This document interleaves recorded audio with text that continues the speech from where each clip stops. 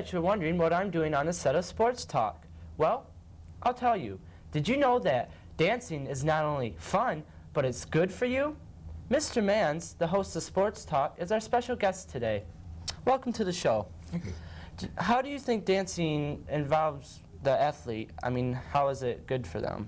Oh, there's a relationship between the athlete and dancing, and many of the moves, for example, in guarding a person in basketball, that side step really is a dance step, so that the relationship of dance to sports is very, very close. And a person who likes to dance generally can develop into a very good athlete, and vice versa.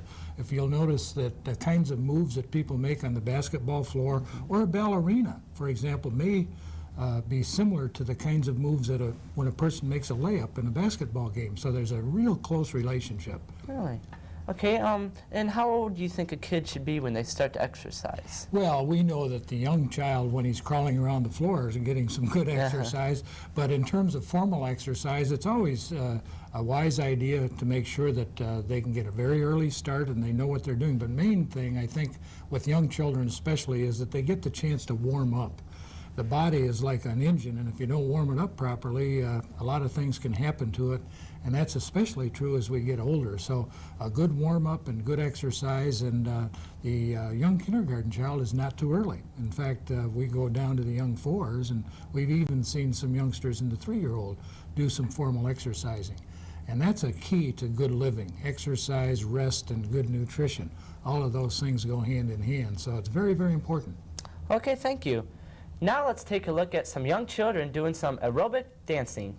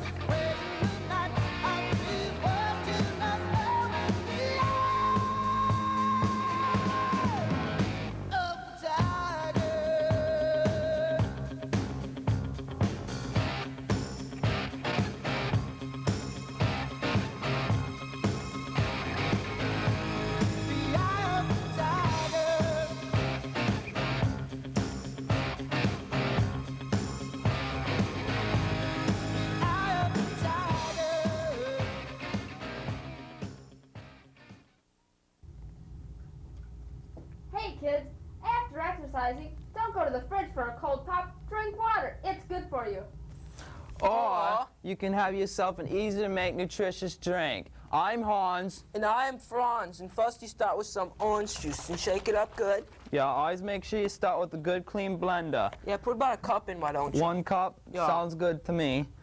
Okay. There we are. Okay. Okay, next is our bananas. 1 for each of us, Franz. Yeah. Put your bananas. If there's any bad parts, make sure you cut those out, because bad parts don't pump your muscles. Just That throw looks them good. in there. What's next? Okay, our next ingredient is the strawberries.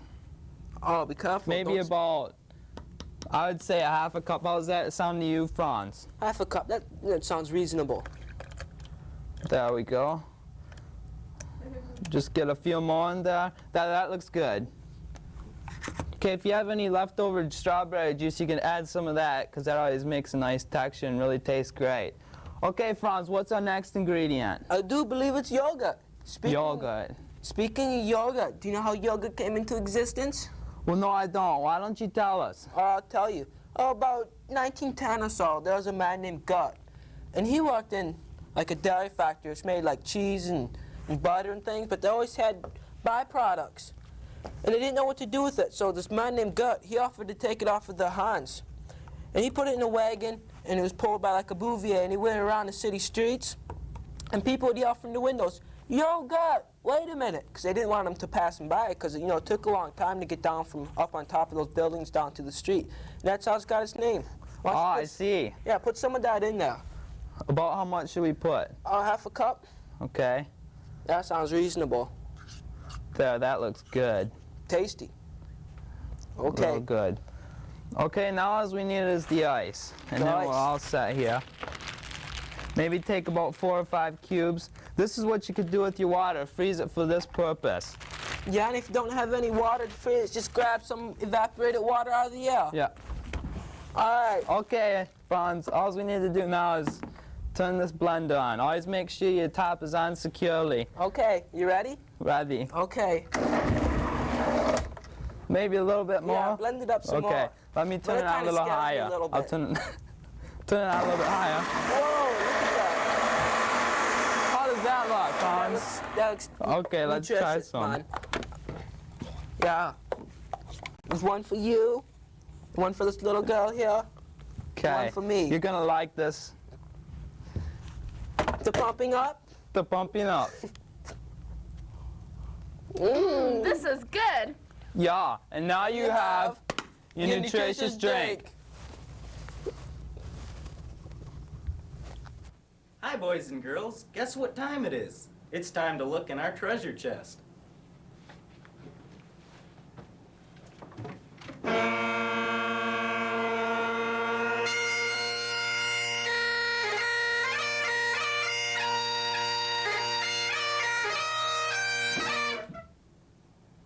I guess we have bagpipes in our treasure chest, boys and girls.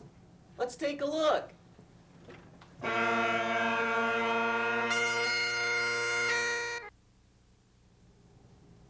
Well, hello there. Who are you? Well, I'm Chris, and this is Steve, and we'll come over from Scotland. Good to meet you. What are you doing in Port Huron? Well, we're here. We've got there's just 2 of us here at the moment, but we've got 90 who are coming along to put on a show in the McMorran Centre on the 21st of November. Oh, really? Yeah, we've got lots of bagpipes, we've got dancers, musicians, and of course all the uniforms as well. Why do you dress that way? Well, this is the way people have dressed in Scotland for 250 years. So, because the Black Watch is our group, and we're 250 years old this year. So this is the way we used to dress. Notice you have a sword. That's right. Yeah, that all comes as part of the uniform. It's a nice sword. Yeah, all over the place. Well, why don't you bring your friends in to listen to some bagpipe music then? Okay, great. Come on, guys, let's listen to some tunes.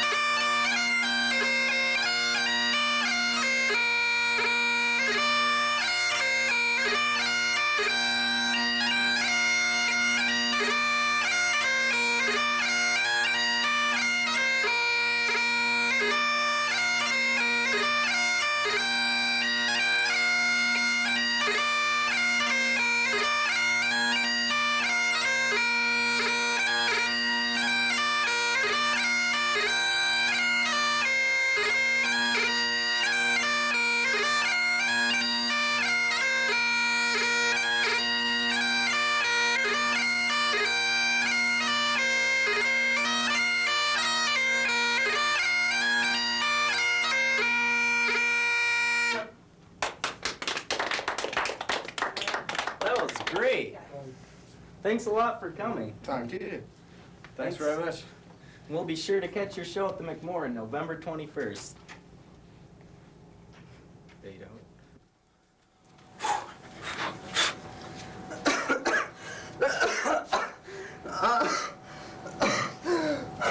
What's the matter, big guy? You're kind of tired out. Yeah, you look like a big flabby deflated balloon.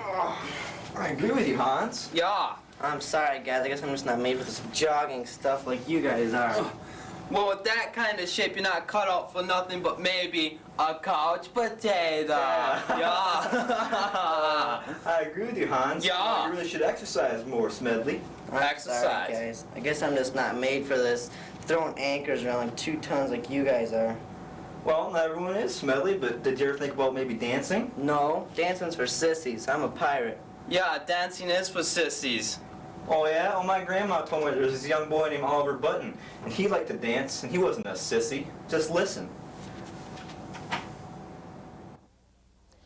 Boys and girls, we're here today to read a story about Oliver Button. It's called Oliver Button is a Sissy. Do you know what it's like to be a sissy? We're going to read today and find out how Oliver dares to be a little different.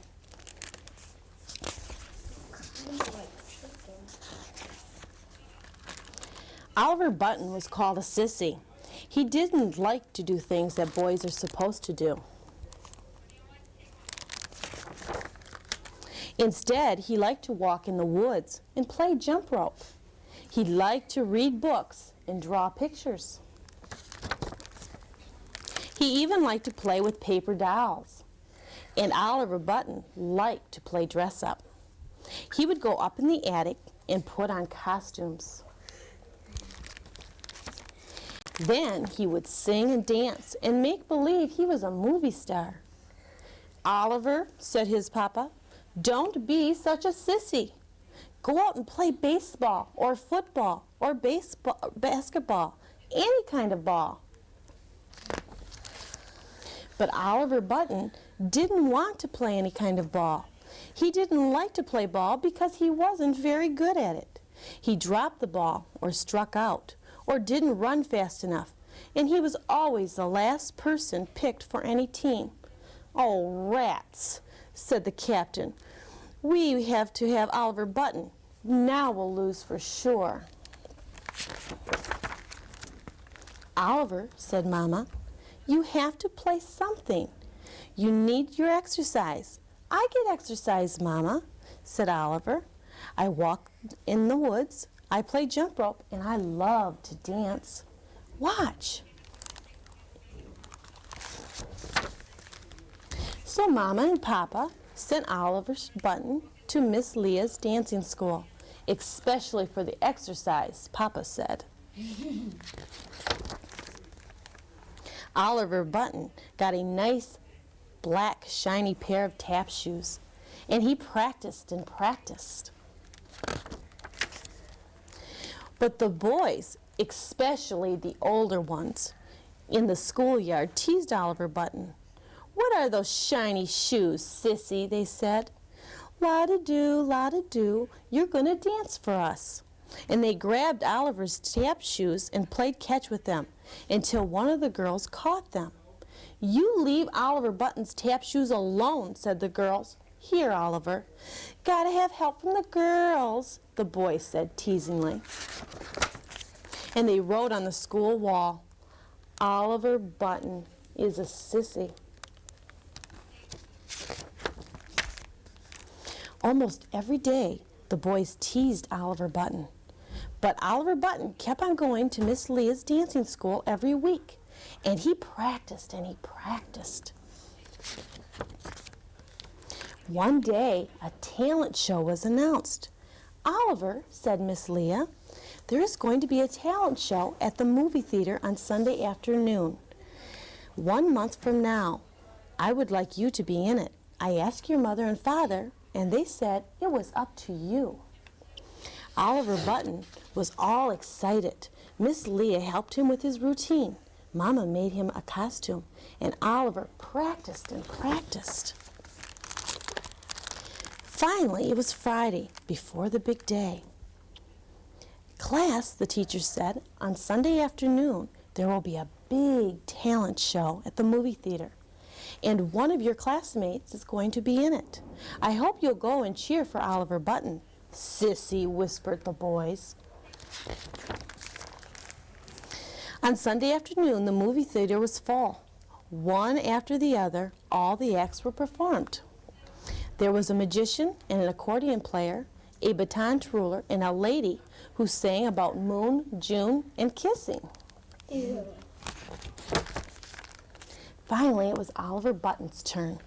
The piano player started the music, and the spotlight came on. Oliver Button stepped into it. Dum-da-dum, the music went dum-da-dum, dum-da-dum. Oliver tapped and tapped. Dum-da-dum, dum-da-dum, dum. Oliver bowed, and the audience clapped and clapped. When all the acts were over, everybody came out on stage. The master of ceremonies began to announce the prizes. "And now, ladies and gentlemen, the winner, the first prize, the little girl who did the beautiful baton twirling, Roxy Valentine." The audience cheered and whistled. Oliver Button tried not to cry. Mama, Papa, and Miss Leah gave Oliver big hugs. "Never mind," said Papa. "We are taking our great dancer out for a great pizza." "I'm so proud of you." "So are we," said Mama and Miss Leah. Monday morning, Oliver Button didn't want to go to school. Now, Oliver," Mama said, "that's silly. Come and eat your breakfast. You'll be late." So, Oliver went to school. When the school bell rang, Oliver Button was the last to go in. Then he noticed the school wall. Oliver Button is a star.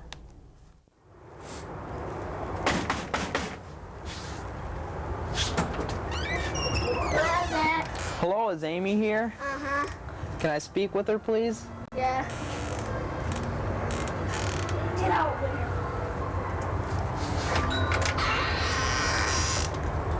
Hi. Wait a minute.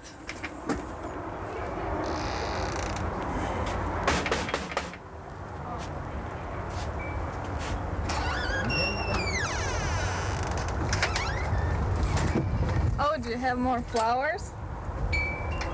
Well, no, but I was just wondering if you'd like to go to dinner tonight, maybe. Well, do you know how to dance? Dance? Well, no, not really. Oh, well, I think I'm busy tonight. Geez, just 'cause I don't know how to dance? I know. I'll show her. I'll learn how to dance. You broke my heart, 'cause I couldn't dance. You didn't even want me around. And now I'm back to let you know I can really shake 'em down. Do you love me? I can really move. Do you love me? I'm in the mood. Do you love me? Do you love me? Now that I can dance. Watch me now. Work it out, baby. Well, you driving me crazy. Just a little bit slow.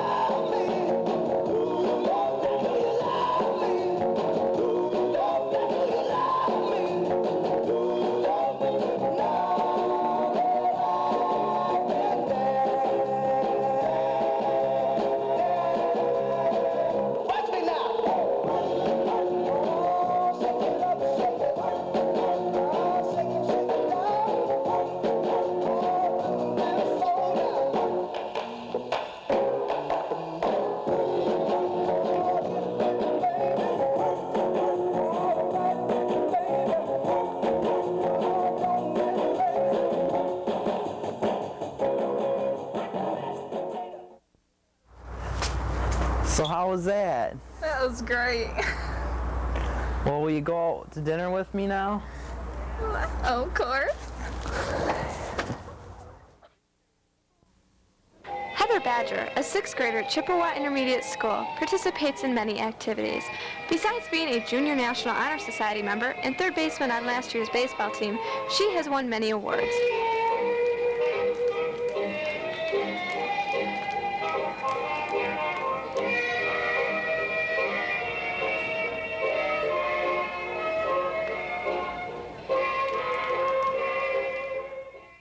I've got awarded some for photogenic, some for modeling, and quite a few for jazz and ballet. My photogenic award, I sent it in a picture with 50 other contestants, and I won 1st place out of it, and I got a 1st place trophy, which was sort of big, and it was nice. She is very involved in her dance, and she does a lot to practice and rehearse. Usually the whole family helps out.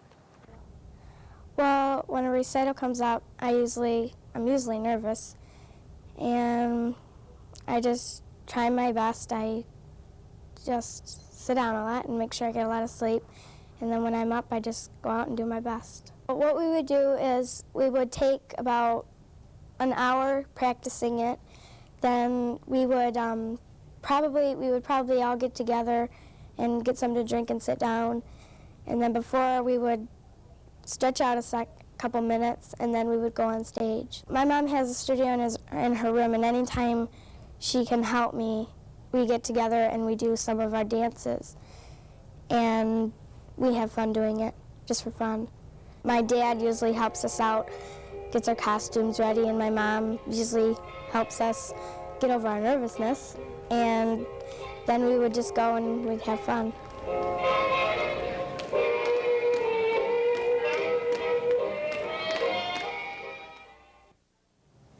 Hey boys and girls, it's that time once again. Yes, time to look in our treasure chest.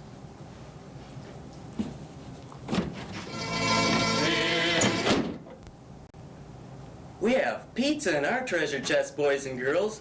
Mmm. Here's what they say.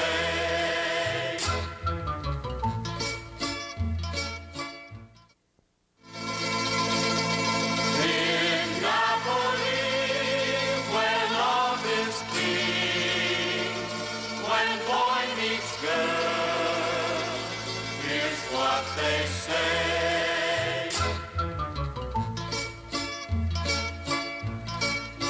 When the moon hits your eye like a big pizza pie, that's amore. When the world seems to shine like you've had too much wine, that's amore. Bells will ring, ting-a-ling-a-ling, ting-a-ling-a-ling, and you'll sing Vita Bella. Hearts will play tippy-tippy-tay, tippy-tippy-tay, like a gay tarantella. When the stars make you drool, just like a pasta fazool, that's amore. When you dance down the street with a cloud at your feet, you're in love. When you walk in a dream, but you know you're not dreaming, signore. Scusa me, but you see, back in old Napoli, that's amore. When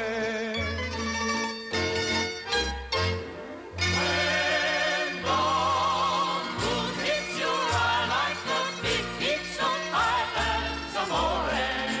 That's amore. When the world seems to shine like you've had too much wine, that's amore. That's amore. Bells will ring, ting-a-ling-a-ling, ting-a-ling-a-ling, and you sing Vita Bella. Vita Bella, Vita Bella, hearts will play. Tippy-tippy-tay, tippy-tippy-tay, like a gay tarantella. Lucky fella. When pasta, fasu, that's amore. That's amore. When you dance down the street with the cloud at your feet, you're in love. When you walk in a dream, but you know you're not dreaming, signore. Scusa me, but you see, back in old Napoli, that's amore.